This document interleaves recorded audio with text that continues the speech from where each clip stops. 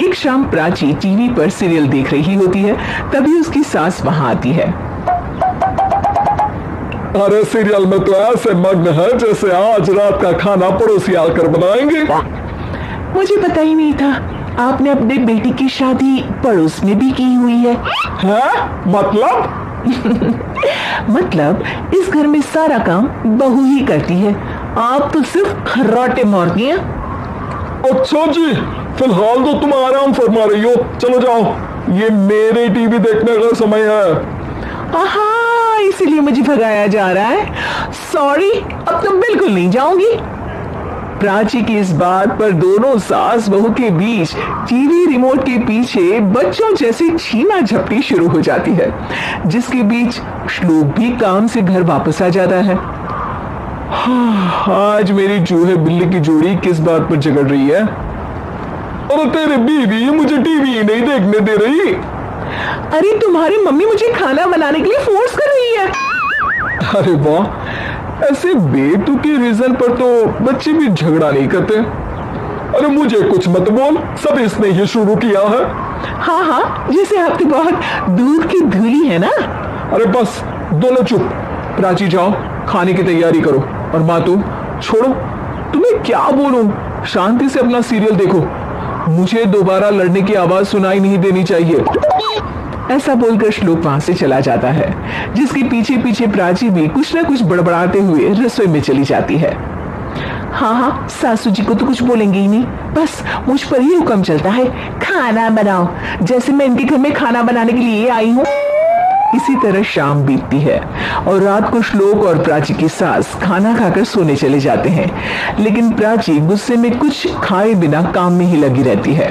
इस घर में किसी को घंटा फिक्र नहीं पड़ता, मैं खाऊं या भूखी रहूं। प्राची कुछ देर के लिए रसोई से बाहर जाती है और जैसे ही वापस आती है तो वहां दूध का भरा ग्लास देखकर हैरान रह जाती है। फिक्र पूरी है, बस दिखाना नहीं है। प्राची दूध पीकर सोने चली जाती है और अगली सुबह एक बार फिर सास बहू का कार्टून नेटवर्क स्टार्ट हो जाता है। ये तुमने ही किया है। अरे अजीब जबरदस्ती है, मैं बोल रही हूँ मैंने कुछ नहीं किया। दोनों ने मिलकर पूरे घर को पागल खाना बनाया हुआ है, यहाँ कोई नॉर्मल इंसान तो रह ही नहीं सकता, इसीलिए अब पड़ोसी क्या रिश्तेदार भी घर आने से कतराते हैं। और सुन बेटे, तू भी चंगा, तेरी माँ भी चंगी, तेरी बीवी भी चंगी, रिश्तेदार। हाँ जी, आपको नहीं पता क्या, गंगाधर ही शक्तिमान है, रिश्तेदार ही। हाँ, बस समझ गया। कभी जानवरों जैसे लड़ेंगी तो कभी जुगलबंदी करेंगी। भाई मैं आप दोनों के बीच में नहीं फंसना चाहता। सास बहू की इस मनमौजी जोड़ी से परेशान होकर श्लोक अपना सिर खुजलाता वहां से चला जाता है। चलो अब मैं भी कीर्तन में जा रही हूँ। इस पर जैसे ही सास कमरे में अपना पर्स लेने जाती है तो वहां नाश्ते की प्लेट रखी देख मुस्कुराने लगती है और नाश्ता करके घर से बाहर निकलते हुए कुछ पैसे टेबल पर रख जाती है, जिसकी कुछ देर बाद सिलेंडर वाला घर आता है। ओरी मैया, मैं सिलेंडर के बारे में तो बिल्कुल भूल ही गई थी। घर खर्च के सारे पैसे भी मम्मी के पास है और श्लोक से बोला तो उल्टा 4 बात सुनाएंगे। प्राची ये सोच ही रही होती है कि अचानक उसका चेहरा चमक उठता है और वो घर में आकर इधर उधर देखने लगती है। तभी उसकी नजर टेबल पर रखे पैसों पर पड़ती है, जिन्हें वो सिलेंडर वाले को दे देती है। ये सब श्लोक देख लेता है।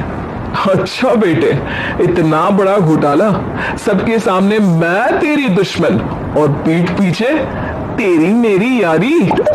इस पर श्लोक एक प्लान बनाता है और शाम को सब एक साथ बैठे होने पर बोलने लगता है। माँ, तुम दोनों की बहुत लड़ाई होती है, इसलिए मैं सोच रहा हूँ कि प्राची को उसके घर छोड़ाऊं, इससे वो भी खुश रहेगी और तुम भी। अचानक श्लोक की ये बात सुनकर सास बहू शौक से उसकी तरफ देखती है।